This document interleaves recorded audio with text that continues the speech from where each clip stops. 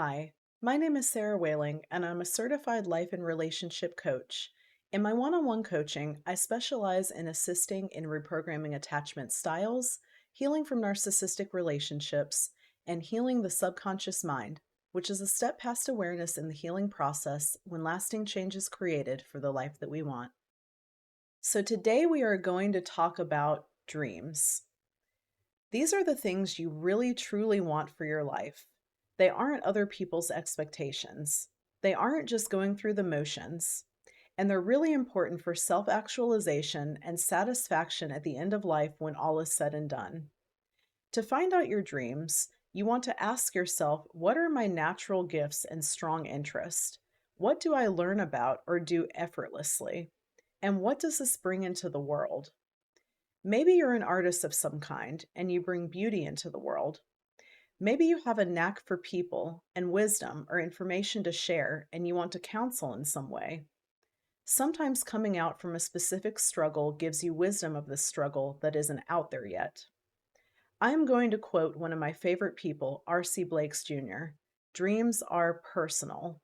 And since dreams are personal, every person you share them with may not see your vision. You may also encounter jealousy and resentment when you are one of the people in this world who dares to break out of the mold and go after their exact dreams. You may encounter unsupportiveness where you thought you would have it.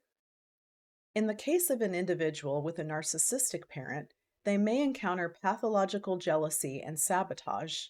In this video, I will be discussing the topic of when someone tells you your dreams are unrealistic and how to life map and really figure things out for yourself, because you are the only one who can do that. One of the best questions to ask yourself is, if money was no object and I did not care what anyone said, what would I love to do with my life? Now, a lot of people out there would say, who cares if someone says your dreams are unrealistic? I am going to share with you some reasons why the ultimate truth is it absolutely does not matter that other people are saying this about your dreams. The first truth that I want to talk about today is that you determine what is realistic for your life. Not to start reciting cliche sayings, but the popular quote of, if they say it's impossible, remember it's impossible for them and not for you, actually has a lot of truth to it. One of the ultimate truths in life is that if someone has their subconscious mind on board, they are so much more capable than they ever could have imagined. It's amazing what we can accomplish when we remove limiting beliefs. I have seen time and time again that when someone does the work to get their subconscious mind on board, they just easily start taking actions that support their goal. And they just say, I can't believe how quickly this worked, that they just start doing things that supported their goal. It really is true that once you reprogram the subconscious mind and heal it, you will look around and just see your life start to change before your eyes. Real quick, let's talk about why this is. In a nutshell, the subconscious mind is really what determines our life.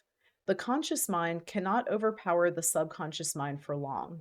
So let's say you have a limiting belief, i.e., core wound of, I am undeserving. Well, there can be moments of time where you will yourself to put in the time into having the things you want in life, but undoubtedly you will end up procrastinating or stopping in your tracks later, which will sabotage things for yourself.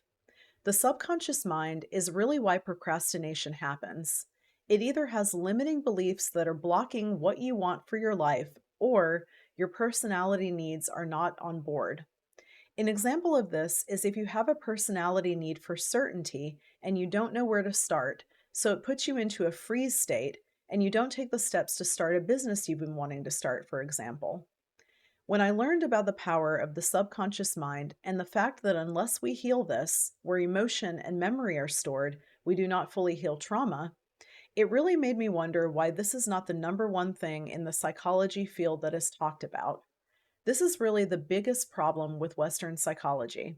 And by no means am I saying that there aren't some initial valuable things out there, but talking to someone is really just the first step in true healing, albeit vital.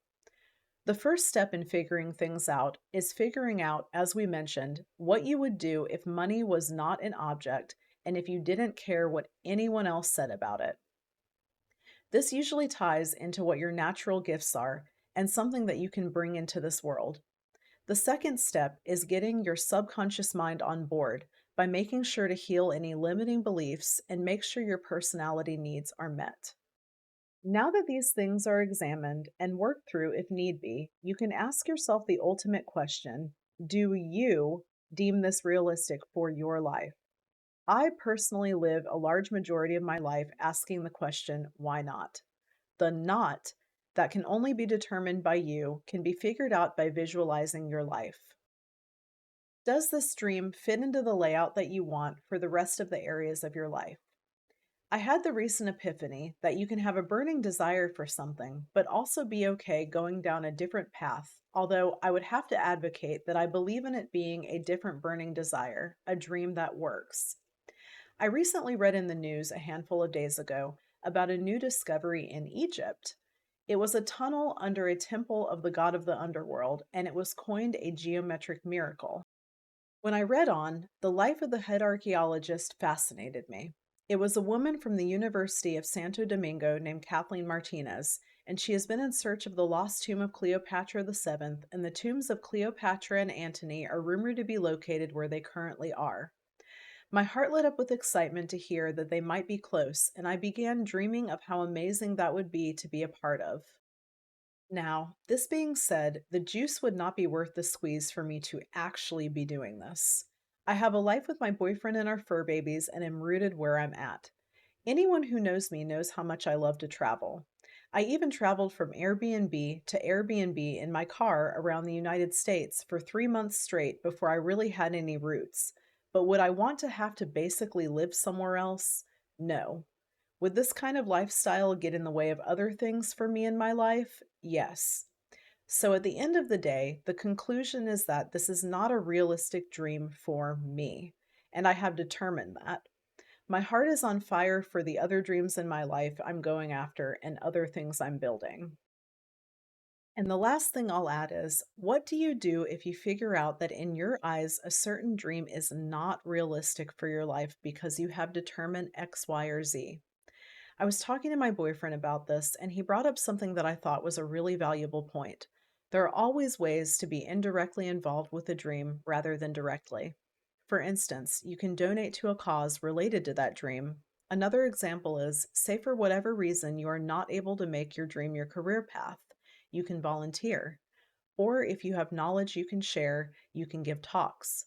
The sky is the limit if you determine something is what you want, and the sky is also the limit on creative, indirect ways if you determine it is something that you realistically don't.